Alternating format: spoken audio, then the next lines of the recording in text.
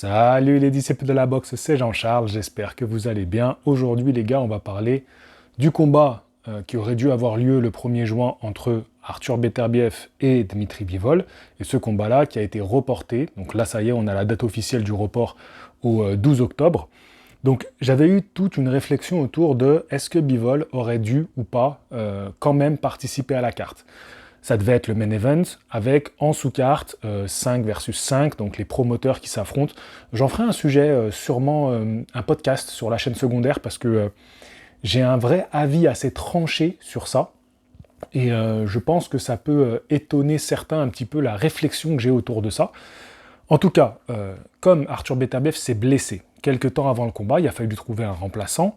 Et moi, j'avais émis l'idée que Bivol aurait peut-être dû refuser de combattre pour continuer à se préparer, pas faire la bêtise de faire un combat qui peut être un combat piège, risquer de le perdre, risquer de se blesser, bref, tous les risques qui vont avec quand tu as un combat avec autant d'enjeux que d'être le numéro 1 de ta catégorie, d'affronter le plus dangereux de ta catégorie et surtout de devenir le champion incontesté, unifié avec toutes les ceintures de la catégorie.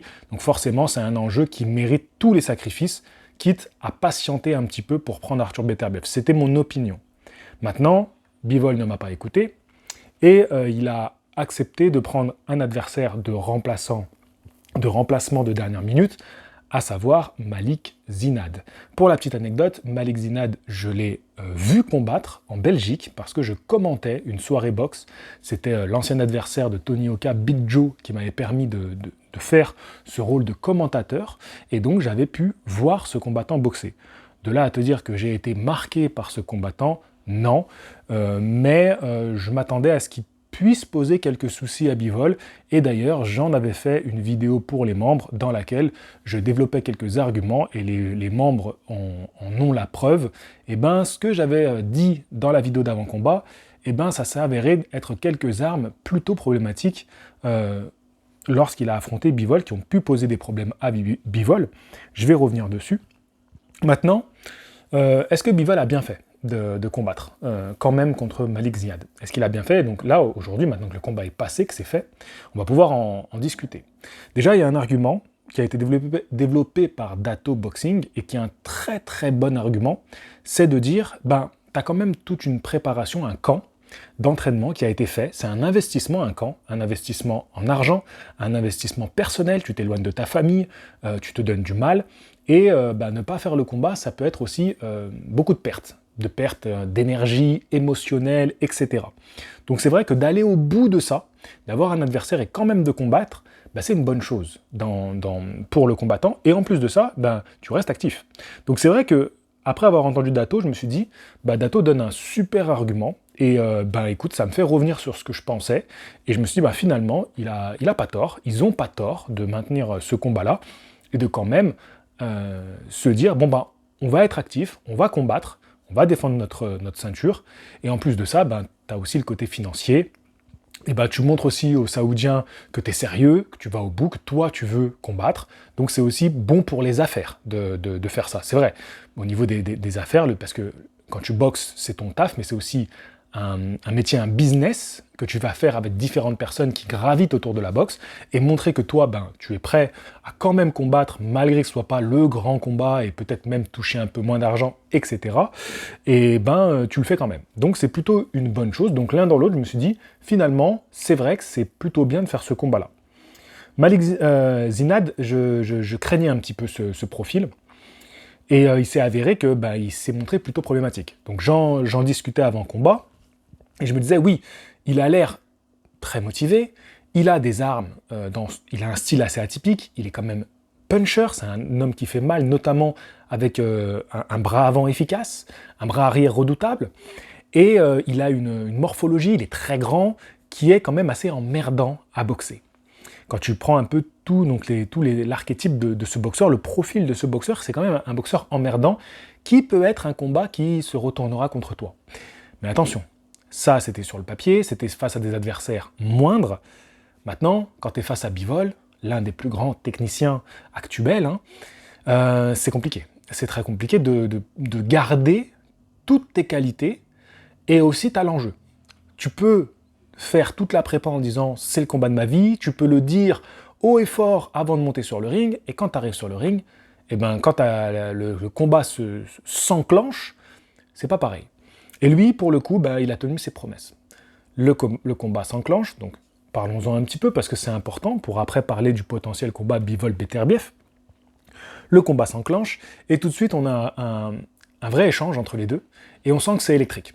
On sent que des deux côtés, ça veut chercher le coup dur, le coup qui fait mal. Même du côté de Dmitry Bivol. C'est assez étonnant de voir un Dmitry Bivol, pas qu'il prenne le centre du ring, ça c'est quelque chose qu'on a l'habitude, pas qu'il soit offensif, tu vois, qu'il vienne, qu'il aille chercher son adversaire, c'est pas ça, mais dans l'échange de coups. Il était plus dans un rapport de force, plus sur les appuis, plus au contact, et il acceptait l'échange. Et vous allez voir que cette stratégie, finalement, s'est avérée payante par la suite. Ça, j'analyse un peu le premier round. Et on voit que Zinad, il arrive à toucher Bivol. Il arrive à le toucher, et on sent que ça frappe. Dans un échange, dès le premier round, un échange un petit peu fou, sur une combinaison, Bivol arrive à faire passer le crochet gauche en fin de série de coups, et il met au tapis Zinad. Zinad, il semble assez lucide, il se relève rapidement et il reprend son combat. Et c'est un combattant qui, le combat avançant, déjà il a démarré très fort, mais en plus de ça, il avait tendance un peu à prendre la confiance. Et on a vu son profil très atypique, à sa manière de se comporter, sa manière de combattre qui est assez surprenante, voilà, il a les mains très basses, c'est dur de voir les coups arriver, j'ai vu des gens qui critiquaient Bivol en disant oui, il a pris des coups, il a pris des jabs, nanana. Alors, t'es face à un adversaire qui a une grande allonge, qui a les mains basses et qui a un jab très rapide et puissant. Et Bivol, au lieu de boxer à distance, il venait au contact, vraiment sur les appuis. Oui, les jabs arrivent à destination, mais en fait c'est juste, si tu analyses 2 secondes tactiquement comment ça se passait, en fait, c'est totalement évident que les jabs arrivent à destination. Et après, quand tu observes ce qui se passe au fil des rounds, tu comprends que Bivol restait au contact pour pouvoir contre-attaquer. Il préférait prendre les coups dans les gants pour être en capacité de se dire « Ok, là, je suis à la distance pour moi pouvoir derrière attaquer », plutôt que rester à grande distance et lui laisser cet avantage de l'amplitude des coups. Et d'être surpris aussi par les jabs. Je vous ai dit, allez juste à la salle et faites cet exercice. Tu demandes au gars en face de toi de travailler avec les mains hautes et d'envoyer des jabs, ou avec les mains basses et d'envoyer des jabs. C'est beaucoup plus compliqué de voir les jabs arriver. C'est tout simple en fait, parce qu'en général, tu as tes mains à la hauteur de ton nez, et voir un jab qui vient du bas, c'est plus difficile de voir un jab qui arrive en face de toi. C'est juste logique en réalité. Donc voilà, et en fait, Bivol, il a fait ce choix stratégique de venir au pressing, d'accepter d'être à portée de coup, pour que lui derrière puisse contrer, toucher, durement touché. Et c'est ce qu'il va arriver à faire jusqu'au moment où il va clairement le toucher à nouveau au niveau de la tempe, et derrière il est sonné, et là, la déferlante de coups de Bivol, qui avait travaillé sur des séries plutôt courtes, 1, 2, rarement 3, 4 coups, ce qui n'est pas du tout sa boxe. Bivol, c'est vraiment du volume, 4, 5, 6 coups. Et là, c'était pas ce qu'il faisait. Main haute, rester au contact, et envoyer des coups forts. Et puis quand il le connecte, là, tu as le volume de coups qui s'enclenche, et alors là, il prend une déferlante. Et l'arbitre l'arrête totalement logiquement, parce que quasiment tous les coups rentraient. Et puis c'est Bivol, et Bivol, les coups, il n'y a pas de déchet, un peu comme Usyk, une fois qu'Usyk il est parti, ça touche nettement. Donc voilà, donc ça a été finalement une stratégie payante face à l'adversaire qu'il avait. Il y a plusieurs choses à prendre en compte aussi, c'est pas l'adversaire qu'il aurait dû avoir ce soir-là. Il avait envie d'abréger le combat assez rapidement, il n'avait pas envie de faire durer ça, il avait envie aussi que, clairement, le message qu'il envoie, c'est « Ok, j'ai eu un remplaçant, mais je l'ai stoppé, je l'ai terminé, je suis prêt pour le grand combat ». Il fallait pas qu'après ce combat-là, il y ait discussion possible. Voilà, on m'a mis Malik Zinad, j'ai mis KO Malik Zinad, point barre, voilà, pas de discussion. Même si on est sur Internet, il y aura toujours des discussions, il y aura toujours des reproches, il y aura toujours des gens qui vont parler. Tu pourrais mettre un KO au premier round, il y a des gens qui vont dire « Ouais, mais le KO, je suis pas sûr de... » Tu vois, c'est comme ça, c'est Internet. Ce qui est intéressant, c'est qu'on va voir quelques commentaires que je vais vous lire maintenant, sous le sondage que j'ai mis pour préparer cette vidéo-là. Bien sûr, j'avais envie de savoir, suite à ce qui s'est passé, c'est-à-dire Bivol qui met KO Zinad. Bivol, attention, il n'est pas connu pour être un mec qui est en capacité de finir ses adversaires. C'est à chaque fois qu'on faisait les analyses de Bivol, c'est souvent ça qu'on mettait dans ses points faibles. Là, il finit un adversaire, quand même. Il finit un adversaire. Un invaincu en plus. Et Beterbiev qui s'est blessé. Donc report du combat. Si tu commences à regarder un petit peu Beterbiev, ça fait plusieurs fois qu'il doit faire un report de combat. C'est pas la première fois que ça arrive. Donc, ça pose des questions. Et donc, c'était par rapport à ces deux éléments-là que je vous posais la question. Alors du coup, aujourd'hui, dans ce contexte actuel, le report pour blessure de Beterbiev, la victoire de Bivol par KO, qu'est-ce que vous pensez aujourd'hui? Est-ce que ça a un petit peu changé votre avis sur la question? Qui tu vois gagnant? C'était ça qui était intéressant. Et c'est pour ça que j'ai bien mis ces deux éléments-là dans la question du sondage. À 44%, vous voyez Bivol gagner. 28% voient une victoire de Beterbiev. Il y a encore 22% qui estiment que c'est toujours un 50-50. C'est-à-dire que pour vous, ces éléments-là ne vous ont pas influencé. Ou alors, vous aviez un avantage Beterbiev, et peut-être que ça vous a fait passer au 50-50. Si c'est le cas, n'hésitez pas à le mettre en commentaire, parce que ça peut être intéressant aussi. Et 5% qui ont mis sans opinion. Ce qui est intéressant, vous allez voir, c'est les tout premiers commentaires que je vais lire. Tachia Garou, qui nous dit « Ce n'est pas le fait que Bivol ait gagné avant la limite qui change mon avis. C'est le fait que Beterbiev s'est blessé à la jambe, qu'il se blesse régulièrement ces dernières années. Il y a l'âge, je pense que cette blessure aura un impact sur ses capacités à se déplacer. Or, c'est le point fort de Bivol. » Donc je trouve que ce commentaire, qui est en top commentaire du coup, est très très pertinent. Les grosses interrogations, c'est est-ce que Beterbiev peut continuer à performer avec son style de boxe hyper énergivore. Et déjà, c'est exactement ce que je disais dans mes vidéos où je parlais du combat Beterbiev-Bivol, et c'est pourquoi je donnerais un petit avantage à Bivol. Je suis un pro Bivol, d'accord? C'est mon chouchou. Mais aujourd'hui, je mets quand même Beterbiev devant quand je fais des classements. Mais je pense que cet élément-là, que déjà j'avais en tête, me fait dire que Bivol aura l'avantage. Qui plus est, on a des vrais signes aujourd'hui, des faits. Beterbiev tire son corps tellement loin que très certainement, ça va devenir de plus en plus compliqué, et surtout que le temps joue contre lui. Un peu comme Usyk, le fait que le combat revanche arrive à la fin de l'année 2024, pour moi, le temps joue en la défaveur de Usyk et plutôt à la faveur de Tyson Fury. Mais ça sera un sujet de vidéo à part. C'est juste pour vous donner un autre exemple. Donc, moi, je rejoins ce commentaire parce que c'est exactement un élément qui confirme ce que je pensais déjà avant ces événements. Deuxième combat, André qui nous dit « Bivol est au top de sa forme. Et les multiples blessures de Beterbiev à l'entraînement sont révélatrices d'un amenuisement de son état de forme. Faut être réaliste, même si Beterbiev est encore performant, il est vieux. En plus, le style de Bivol est idéal pour tenir la distance, même face à Arthur. Pour moi, il va gagner au point de façon relativement confortable. » Alors, j'espère que ça va se passer comme ça. Je ne suis pas pour autant aussi confiant sur le fait de dire que Bivol peut gagner confortablement contre Arthur Beterbiev. Ce serait un exploit extraordinaire de gagner confortablement contre Beterbiev, même un Beterbiev sur une jambe. Gagner de manière confortable, ce serait extraordinaire. Parce que Beterbiev, c'est pas seulement une force de frappe, c'est un boxeur complet, c'est un boxeur extraordinaire. On pourra parler un tout petit peu de sa défense tout à l'heure, parce qu'il y aura un commentaire, vous allez voir, qui critique la défense de Bivol, il faudra qu'on en parle. Mais en tout cas, ça va dans la continuité du message précédent, donc j'ai pas grand-chose d'autre à rajouter. Quand on dit que Beterbiev, il est vieux, c'est qu'aujourd'hui, il a 39 ans quand même. Pour un boxeur, surtout qui a fait une carrière comme la sienne, c'est important. Rabat qui nous dit « Ça ne change rien à l'idée, Beterbiev aura récupéré de cette blessure et il sera en forme optimale pour battre Bivol dans 4 mois et demi. Bivol n'a rien montré de plus, même si c'est première victoire avant la limite depuis 2017 ou 2018, face à Beterbiev, il n'aura pas boxé de cette façon. Il aura utilisé ses in and out, et beaucoup plus prudent. Alors, in and out, parce que c'est trop compliqué de traduire en français, c'est entrer-sortir. Donc, c'est ce qui fait la force de Bivol, cette boxe où tu es très en ligne, et tu es constamment sur les jambes, tu rentres, tu sors, tu rentres, tu sors. Voilà, on peut voir aussi cette boxe-là beaucoup dans la boxe cubaine. Toucher, sortir, toucher, sortir. Donc ça, c'est des choses qui sont travaillées énormément. Hein. C'est pas quelque chose de forcément inné que tu as en toi, c'est le travail, la répétition, c'est un style, c'est une école de boxe qui veut ça. Attention, Beterbiev connaît très bien ce style.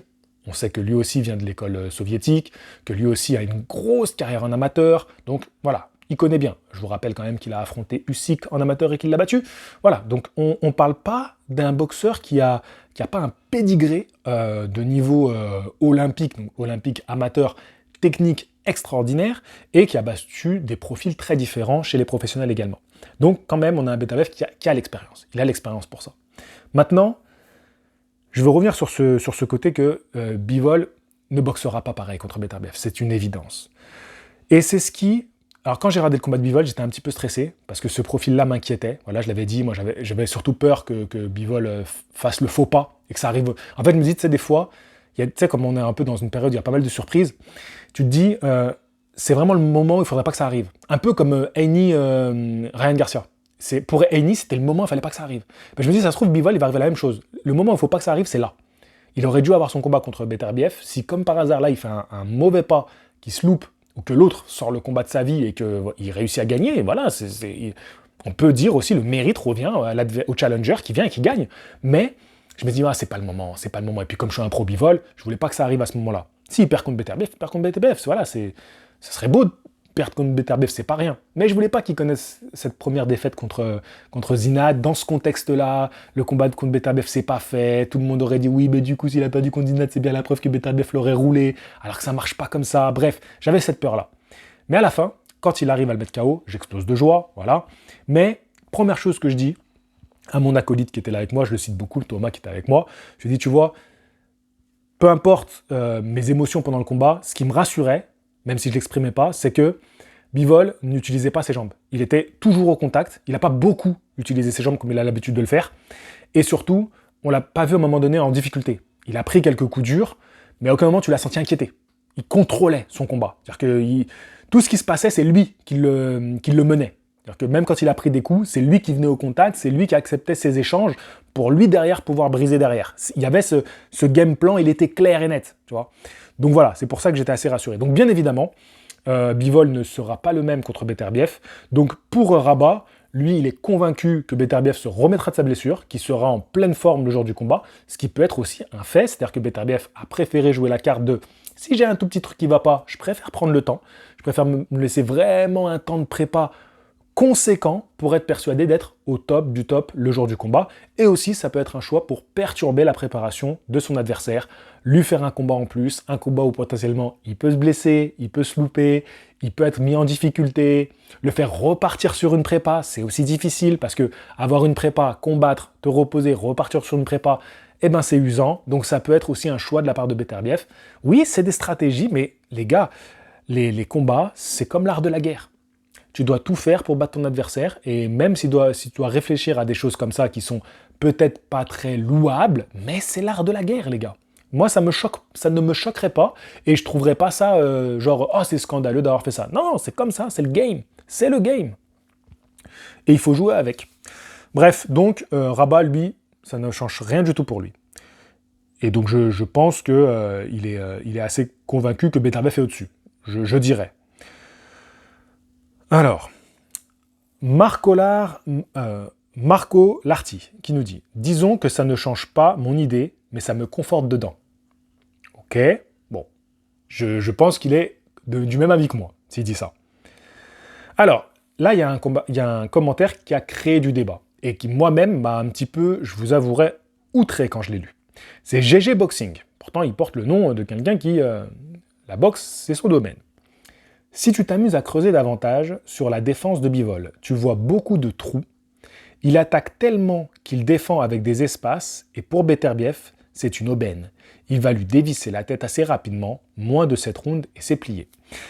J'ai été assez, j'allais dire scandalisé, des grands mots, mais oui quand même, parce que dire ça d'un des combattants qui a l'une des défenses les plus irréprochables du circuit de la boxe actuelle, c'est-à-dire que moi, j'étudie énormément la boxe de Bivol, et tu regarderas qu'il a constamment les bras en position efficace, défensive, les deux bras sont au niveau de la tête, Quand ils sont avancés, ça permet aussi de gêner les attaques de son adversaire, avec des bras un peu mis vers l'avant. Donc en fait, défensivement, il est excellent. Et puis il y a ce jeu de jambes qui aide aussi à défendre. Et c'est pour toutes ces raisons qu'il n'est pas si efficace dans sa boxe. C'est parce que ce qu'il joue d'abord, c'est sur la volatilité sur le ring, tu vois, être tout le temps en permanence en mouvement, et la vitesse d'exécution, c'est-à-dire toucher, sortir le plus rapidement possible. Ce qui fait que forcément, il surengage moins physiquement pour créer de l'impact sur son adversaire, pour pouvoir être dans un contrôle optimal de tout ce qui va se passer. Donc, défensivement, on frôle l'excellence de la part de Bivol. Pour ma part, je trouve qu'on frôle l'excellence. C'est un sport de combat, on prend des risques, et attaquer, c'est risquer de se faire toucher. La preuve, Devin Haney, dont je parlais tout à l'heure, qui est l'un des boxeurs qui prend le moins de risques dans le monde de la boxe aujourd'hui pour avoir une défense quasiment irréprochable. On avait Anthony Joshua à une époque, qui était devenu emmerdant à mort avec ses combats. Allez voir le combat contre Parker, où il engage rien, ou alors le combat revanche contre Andy Ruiz, où on se fait chier comme pas possible, parce que ce sont des boxeurs devenus ultra défensifs.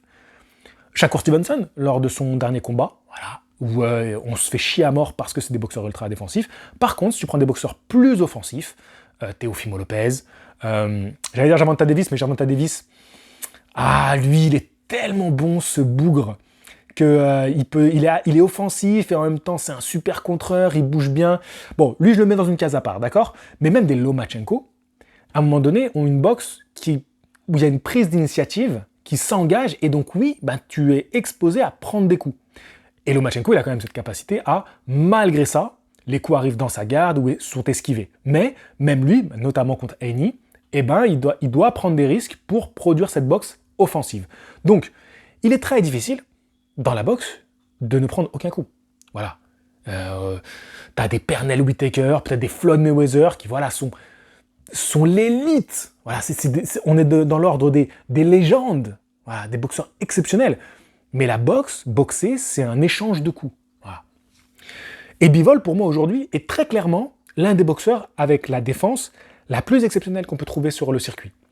Donc c'est vrai que ce commentaire-là m'a laissé un petit peu sans voix. Je me suis dit, mais comment on peut dire que Bivol, c'est un boxeur qui laisse des trous dans ses offensives? On l'a bien vu contre Canelo. Canelo avait une difficulté monstre à trouver des espaces dans la boxe de Bivol. Des espaces, tu en vois, toi, de ta télé. Mais force est de constater que sur le ring, je pense que tu aurais un petit peu plus de mal à trouver des espaces, GG Boxing. Donc voilà, mais moi j'étais un peu étonné par ce commentaire. Donc je vois pas trop dans quel cadre il veut dire ça.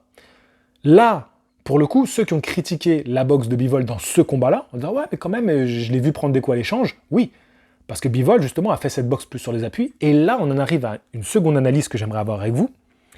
C'est que Beterbiev, lui, il prend des coups. Parce qu'il a cette boxe très engageante, qui boxe sur la boxe de son adversaire, et le parallèle avec Gennady Golovkin, pour moi, est le meilleur. Gennady Golovkin, c'est exactement ça.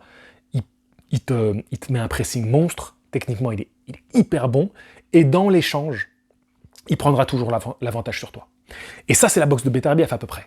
C'est une boxe qui ressemble énormément à ça. Et c'est pour ça que Bivol-Beterbiev va être une opposition de style, une opposition de personnalité, tout magnifique. On a un immense technicien très défensif, qui va en général au point, face à un boxeur très technicien mais hyper offensif, qui finit tous ses combats avant la limite. Donc vraiment, on a deux tactiques de combat opposées, mais deux grands techniciens. On sait que Beterbiev sait faire on sait que Bivol sait faire du Beterbiev. Là, ce qu'il a fait là, c'est du Beterbiev. Beterbiev, tu regardes ses combats contre Yard, contre Smith, en général, contre ses adversaires. Beterbiev, il prend des coups. Beterbiev, il est allé au tapis. Il a été compté. Mais ça ne l'a jamais empêché de remporter le combat. Parce qu'il est de toute façon au-dessus. De toute façon, il brisera le mec en face. Mais c'est ça aussi, finalement, et là, c'est pour ça que ça fait un cercle, cette vidéo. C'est fou, c'est le cercle de la vie, c'est incroyable. On recycle nos idées. Non, ça n'a rien à voir avec du recyclage. Le cercle où je veux revenir, c'est que cette boxe hyper engageante où tu prends des coups, c'est aussi une boxe, au fil des années, c'est dur à tenir. Et on en revient à ce qu'on disait au début de cette vidéo, un Beterbiev qui en arrive à trop pousser son corps et se blesser, c'est aussi un Beterbiev qui, sur le ring, il a cette personnalité-là, de beaucoup donner. Et quand je regarde les entraînements, notamment d'un Bivol, ça ressemble aussi à sa boxe. C'est des entraînements intelligents, mesurés, il y a beaucoup de stretching, tu vois, il y a beaucoup d'entraînements de gainage, d'explosivité. Voilà, ça ressemble à sa boxe. Tu auras des entraînements de Beterbiev, c'est des entraînements qui sont violents, qui sont rudes, qui sont durs, tu vois. Ça correspond à sa boxe. Qui, avec les années qui passent, aura le plus de chances de continuer à rester performant?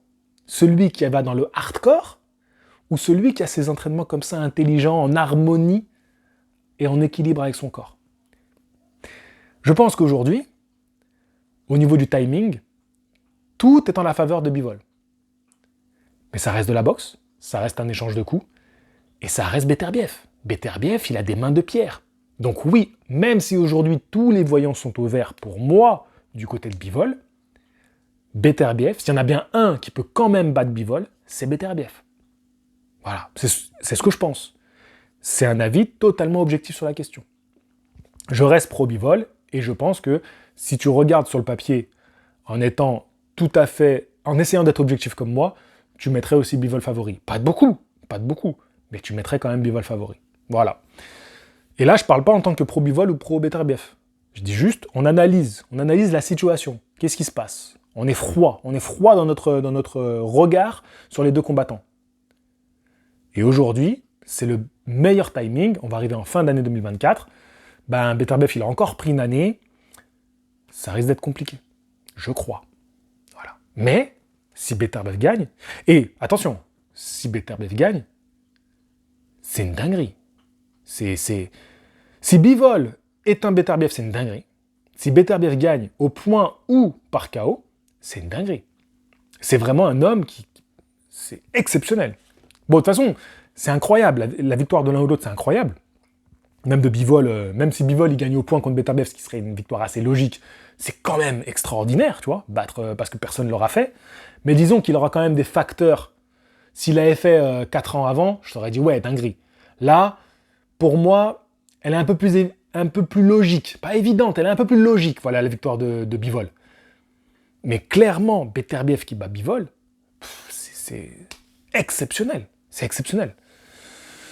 Et c'est possible. C'est possible que Beterbiev soit moi, si Beterbiev bat Bivol, tu vois, admettons, et encore plus il le bat par KO, après il y a des gens qui vont me dire, ouais, t'abuses, JC. Moi, je le mets au même niveau que les Roberto Duran, tu vois, ce genre de personnages de la boxe. Tu vois, des putains de guerriers qui font des dingueries. Eux, l'âge, tu leur parles pas d'âge. C'est et en plus, lui, c'est une machine et tout, physiquement.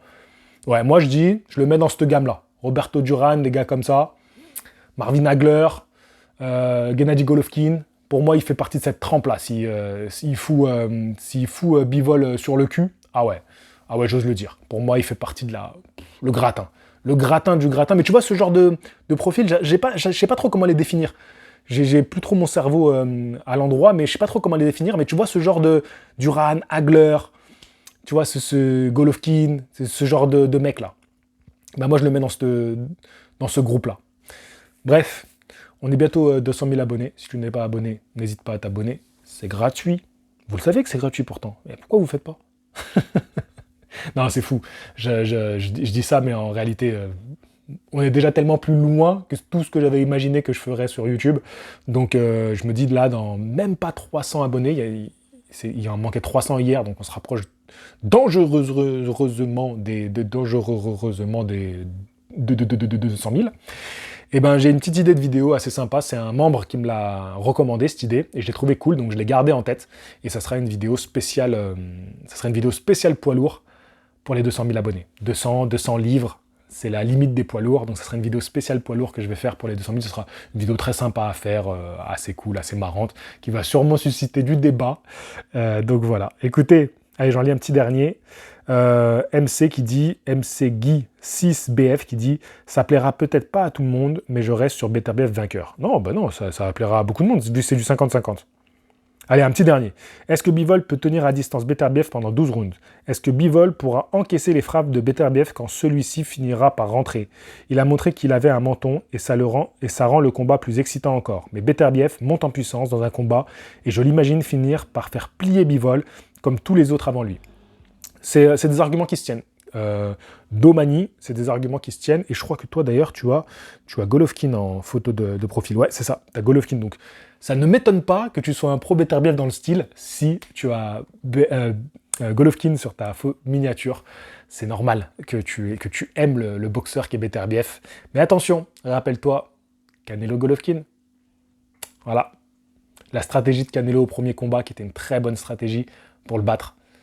Et ben, si tu prends un petit peu ces éléments-là, comment battre Golovkin, ben, c'est un petit peu les armes qu'a un Bivol aujourd'hui.